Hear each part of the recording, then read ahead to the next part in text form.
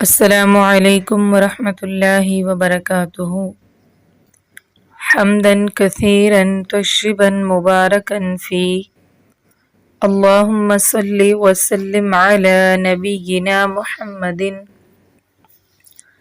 اعوذ باللہ من الشیطان الرجیم بسم اللہ الرحمن الرحیم وبشر اور آپ خوشخبری دے دیجئے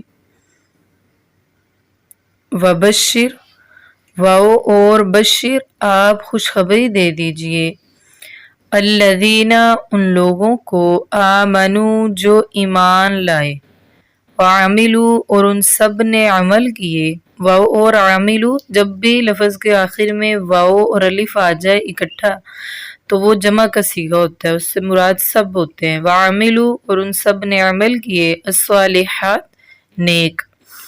اب خوشخبری کیا دینی ہے؟ انا کہ بے شک لہم ان کے لیے، لا کے لیے ہم ان کے، لہم ان کے لیے جناتن ایسے باغات ہیں کہ تجری بہتی ہیں من تحتہا ان باغات کے نیچے سے، من سے تحتی نیچے ہا ان باغات کے نیچے سے، الانہار نہریں، کلما جب بھی رزقو وہ سب رزق دیے جائیں گے، منہا اس جنت میں، من ثمرتن پھلوں سے، رزق قالو تو وہ سب کہیں گے ھذا الذی یہ تو وہی ہے جو، ھذا یہ الذی وہی ہے جو، رزقنا رزق دیا گیا ہمیں، رزق دیا گیا نہ ہمیں، من قبل اس سے پہلے، من سے قبل پہلے، وَأُتُو اور وہ ہوگا بِہِ اس کے ساتھ، بھی ساتھ ہی اس کے، وَأُتُو اور وہ ہوگا بِہِ اس کے ساتھ متشابہا ملتا جلتا، وَلَهُمْ اور ان کے لیے فیہا اس جنت میں، فی میں ہا اس، فیہا اس جنت میں ازواج بیویاں ہوں گی، جمع کا صیغہ ہے، بیوی نہیں بیویاں کہیں گے، ازواج بیویاں ہوں گی، مطہرات پاک، وہم اور وہ فیہا اس جنت میں خالدون ہمیشہ ہمیشہ رہیں گے۔ تو دیکھیں پچھلی آیت میں سورۃ البقرہ کی جو آیت نمبر 24 ہم پڑھ رہے تھے، کل ہم نے پڑھی ہے، اس میں اللہ تبارک و تعالی گناہوں کو، ان کے گناہ کی اور کفار کو ان کے کفر کی وعید سنا رہے تھے، ان کو جہنم سے باخبر کر رہے تھے۔ تو قرآن پاک کا یہ اسلوب آپ دیکھیں گے، جہاں پر بھی جہنم کا ذکر ہوتا ہے نا تو اس کے ساتھ جنت کا ذکر ضرور ہوتا ہے، تاکہ لوگ جو ہے نا ہدایت پکڑ سکیں۔ اگر جہنم سے ڈر گئے ہیں تو فوراً جنت کا ذکر آ جائے اور فوراً لوگ اس چیز کو قبول کر لیں۔ اگر جنت کا ذکر ہو رہا ہے تو جنت کی خوشیاں دیکھتے دیکھتے اچانک جہنم کا ذکر پڑھ لیں گے تو پھر کیا ہوگا؟ جہنم سے ڈر جائیں گے اور جنتیوں والے کام شروع کر دیں گے۔ باقی اللہ تعالیٰ فرما رہے ہیں جنت ملنی کسے ہے؟ آمنوا وعملوا الصالحات، اے نبی ان کو خوشخبری دینی ہے جو ایمان لاتے ہیں اور نیک کام بھی کرتے ہیں۔ دونوں کام ہیں، ادھر دیکھیں آمنوا وعملوا الصالحات، ایمان لانے کے بعد نیک کام بھی کرنے ہیں۔ صرف ایمان لے آنا لے آنے سے ہی جنت نہیں مل جائے گی، یہ کافی نہیں ہو جائے گا۔ ایمان کے ساتھ ساتھ اللہ تعالیٰ کے تمام احکام، رسول اللہ صلی اللہ علیہ وآلہ وسلم کے تمام احکام کی فرما برداری بھی کرنی ہوگی، بتائے ہوئے تمام طریقوں پر عمل بھی کرنا ہوگا، جس چیز سے روکا گیا اس سے رکنا بھی ہوگا، جس چیز کا حکم دیا گیا اس کو ماننا بھی ہوگا۔ اب کلما رزقوا منہا من ثمرۃ رزقا، اللہ تعالیٰ فرماتے ہیں کہ اس جنت میں سب سے پہلے تو ان لہم جنات تجری من تحتہا الانہار، اور کیا ہوگا؟ ایسی جنت تو ہوگی کہ جس کے نیچے سے نہریں بہتی ہوں گی، یعنی خوبصورت منظر ہوگا۔ دوسری بات ہے کہ کلما رزقوا منہا من ثمرۃ رزقا، جب جنت میں ان کو پھلوں کا رزق دیا جائے گا نا تو وہ یہ کہیں گے وہ تو وہی رزق ہے جو ہمیں پہلے دیا گیا ہے، ھذا الذی رزقنا من قبل، یہ تو وہی ہے جو اس سے پہلے دیا گیا ہے۔ وَأُتُوا بِهَا مُتَشَابِهًا، وَأُتُوا بِهِ متشابہ، اور حالانکہ وہ تو پہلے والے سے ملتا جلتا ہوگا، پہلے جیسا نہیں ہوگا، پہلے سے ملتا جلتا ہوگا۔ اس کے دو طرح سے تفسیر کی جاتی ہے. ایک تو یہ کہ جب جنتی جنت میں جائیں گے تو ان کو پہلے جو پھل دیا جائے گا، جو چیز دی جائے گی، جب دوبارہ دی جائے گی نا تو اس پہلے والے سے ملتی جلتی ہوگی. جب پہلے والے سے ملتی جلتی ہوگی تو وہ کہیں گے یہ تو وہی ہے جو ہم نے پہلے کھا لی، اب دوبارہ بھی وہی دیا جا رہا ہے. تو وہ جب ان کو کہا جائے گا کہ آپ کھا کر تو دیکھیں. جب کھائیں گے تو کیا ہوگا، وہ اس کا ذائقہ اس سے اعلیٰ پائیں گے اور وہ پھل اس سے زیادہ اچھا ہوگا. اور ایک تفسیر اس لحاظ سے کی جاتی ہے کہ من قبل واتوا بہ متشابہہ سے مراد ہے کہ دنیا میں جو پھل دیے گئے ہیں نا ان کی شکل و صورت جنت کے پھلوں کی شکل و صورت دنیا کے پھلوں سے تو ملتی جلتی ہوگی لیکن ذائقہ بہت ہی اعلیٰ ہوگا. جب ان کو دیا جائے گا جنت میں پھل تو وہ کہیں گے اس طرح کے پھل تو ہم دنیا میں بھی کھا کر آئے ہیں. تو ان کو کہا جائے گا کہ تم کھا کر تو دیکھو. جب وہ کھائیں گے تو اس ذائقے کو بہت ہی اعلیٰ پائیں گے. اب اگلی بات ہے کہ وَلَهُمْ فِيهَا أَزْوَاجٌ مُطَهَّرَةٌ، ان جنتیوں کے لیے جنت میں نیک بیویاں ہوں گی، یعنی ان کو حوریں ملیں گی اور وہ ایسی ہوں گی جو بول و براز سے پاک ہوں گی، تمام اخلاق رذیلہ سے پاک صاف ہوں گی اور وہ خود بھی پاک ہوں گے، اور بیویاں بھی ان کی حیض و نفاس اور نجاستوں وغیرہ سے پاک ہوں گی.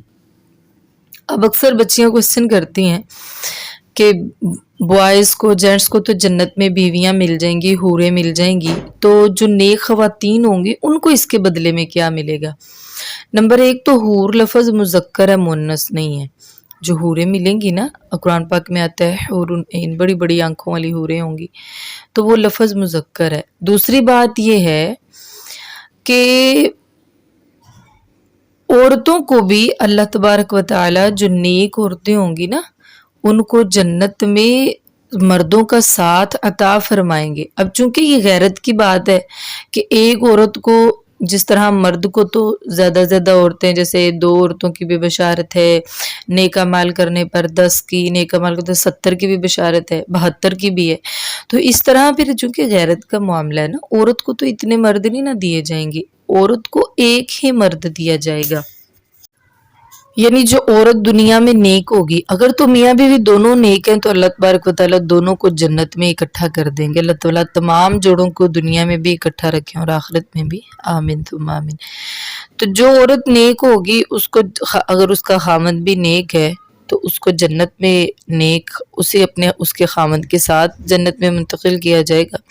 لیکن اگر کوئی عورت نیک ہے اس کا خامند نیک نہیں ہے یا کچھ اس طرح کے مطلب ہیں کہ خامند جہنمیوں والے کام کرتا رہے اور وہ جہنم میں چلا گیا ہے، تو پھر عورت کو اللہ تبارک و تعالی کوئی نیک مرد عطا فرمائیں گے، اس کو کسی نیک مرد کی بیوی دے دیں گے، ساتھ ضرور عورت کو بھی ملے گا.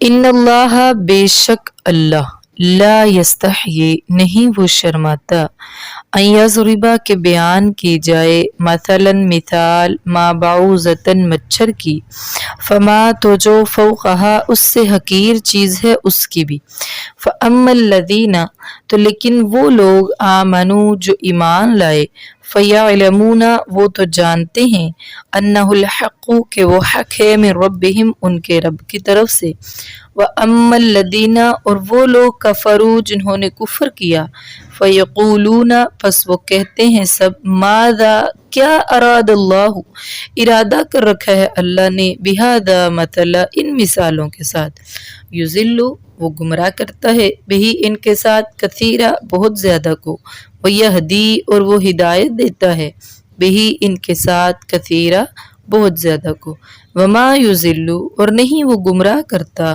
بہی، ان مثالوں کے ساتھ، الا، مگر، الفاسقین، نافرمانوں کو ہی. اب کفار سے جب کوئی چیلنج نہ بن پڑا، جیسے پچھلی آیت میں پیچھے ہم نے پڑھا تھا کل کے سبق میں کہ اللہ تعالیٰ نے ان کو چیلنج دیا تھا کہ فَأْتُوا بِصُورَةٍ مِّن مِّثْلِهِ. اب اس چیلنج کا جب کوئی جواب نہ بن پڑا ان کافروں سے تو انہوں نے اللہ تعالیٰ کے کلام، اللہ تعالیٰ کے قرآن پر اعتراض کرنا شروع کر دیا کہ اللہ تو مالک الملک ہے، بادشاہوں کا بادشاہ ہے، اللہ تبارک و تعالیٰ تو شہنشاہ ہیں، سب سے بڑے ہیں. اللہ تعالیٰ کو کیا ضرورت پڑی تھی کہ وہ اپنے کلام میں، اپنے قرآن میں مکھی کی مثال، مکڑی کی مثال بیان کرے؟ اللہ تعالیٰ تو اتنے اعلیٰ، تو اعلیٰ چیزوں کی مثال بیان کریں گے نا۔ تو اس آیت میں انہی چیزوں، ان کے اسی اعتراض کا جواب دیا گیا ہے کہ اللہ تعالیٰ کو اس بات میں کوئی، ان اللہ لا یستحی، اللہ تعالیٰ نہیں شرماتے ہیں کہ وہ مکھی اور مکڑی کی مثال بیان کریں۔ اللہ تو مچھر کی مثال بھی بیان کر سکتے ہیں، اور مچھر تو دور کی بات، اللہ تعالیٰ تو مچھر سے بھی حقیر چیز کی مثال بیان کر سکتے ہیں۔ تم کس بات پر اترا رہے ہو؟ کیونکہ اللہ تبارک و تعالیٰ، تمام مخلوق اللہ تبارک و تعالیٰ کی سب کے سب برابر ہے، چاہے وہ کوئی بھی ہے، وہ چھوٹی ہے بڑی ہے، تو ہماری نگاہ میں ہے۔ اب اللہ تعالیٰ فرماتے ہیں کہ ایک ہی بات سے جو منافق ہیں، جو فاسق ہیں، نافرمان ہیں، وہ گمراہی کی طرف چل پڑتے ہیں، اور جو مومن ہیں فَيَعْلَمُونَ أَنَّهُ الْحَقُّ مِنْ رَبِّهِمْ، وہ تو جانتے ہیں کہ یہ اللہ تعالیٰ کی طرف سے نازل کردہ حق ہے، ہم نے اس پر ضرور ایمان لانا ہے، اور ان کا ایمان بڑھ بھی جاتا ہے۔ اب اللہ تعالیٰ فرماتے ہیں کہ يُضِلُّ بِهِ كَثِيرًا وَيَهْدِي بِهِ كَثِيرًا، اللہ تعالیٰ ان مثالوں کے ساتھ بہت سے لوگوں کو گمراہ بھی کرتے اور ہدایت بھی دیتے۔ اس سے مراد وہی ہے، اللہ تعالیٰ کسی کو گمراہ نہیں کرتے ہیں، جو گمراہی قبول کرنا چاہتا ہے، اعتراض کرتا ہے تو گمراہی کی طرف چلا جاتا ہے، اور جو ہدایت قبول کرنا چاہتا ہے، اس کو حق سمجھتا ہے، تو اللہ تبارک و تعالیٰ اس کے لیے ہدایت کے راستے مزید آسان فرما دیتے ہیں۔ لیکن یاد رکھیں وَمَا يُضِلُّ بِهِ إِلَّا الْفَاسِقِينَ، ان مثالوں کے ساتھ نافرمانوں، کافروں کے علاوہ کوئی بھی گمراہ نہیں ہو سکتا۔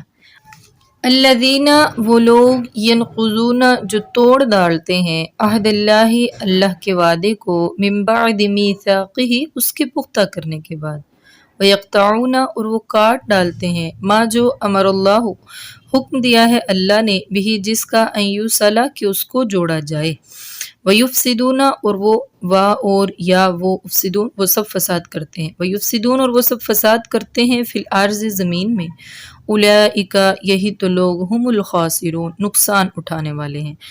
یعنی اللہ تعالیٰ فرماتے ہیں کہ الذین ینقضون عہد اللہ من بعد میثاقہ، اس آیت میں اللہ تبارک و تعالیٰ اس وعدے کا ذکر فرما رہے ہیں کہ جو وعدہ انسان نے عالم ارواح میں اللہ تبارک و تعالیٰ سے کیا تھا۔ اللہ تعالیٰ نے فرمایا تھا الست بربکم، تو ہم سب نے ادھر کہا تھا بلا، یا اللہ کیوں نہیں۔ اللہ تعالیٰ نے جب حضرت آدم علیہ السلام کو پیدا فرمایا نا، تو حضرت آدم علیہ السلام کی پشت پر ہاتھ پھیر کر قیامت تک آنے والی تمام روحوں کو نکال لیا۔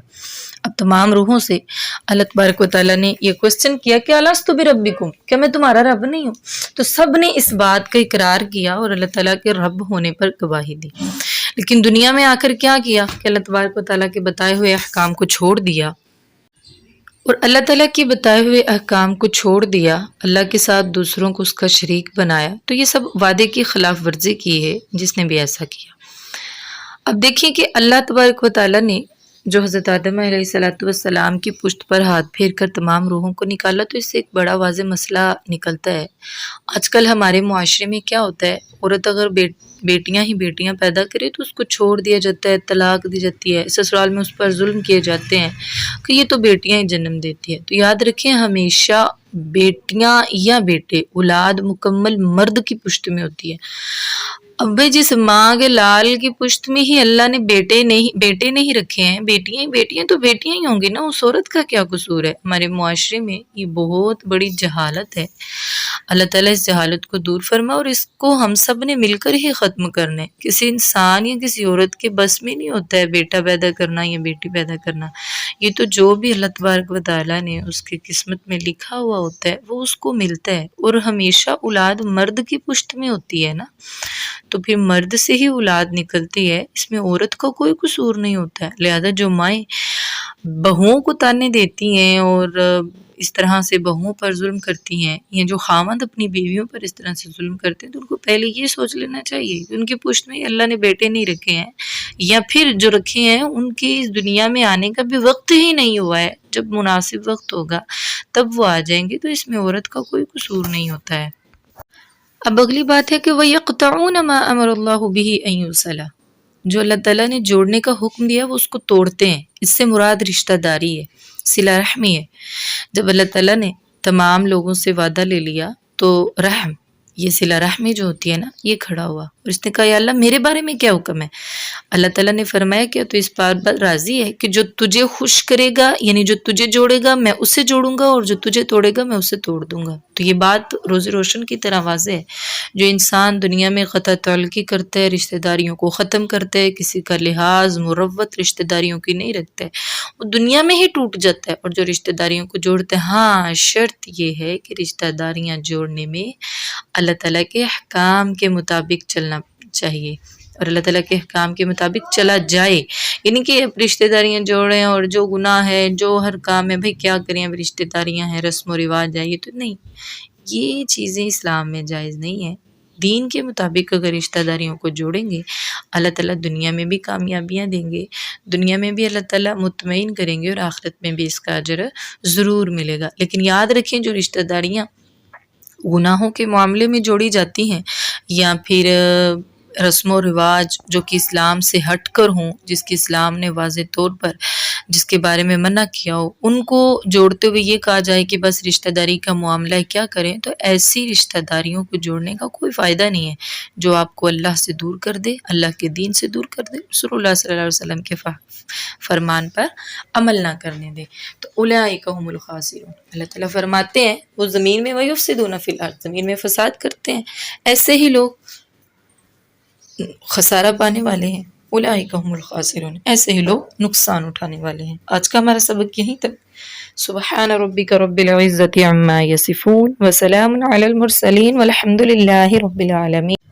سبحانك اللهم وبحمدك نشهد أن لا إله إلا أنت نستغفرك ونتوب إليك۔ السلام علیکم ورحمۃ اللہ وبرکاتہ۔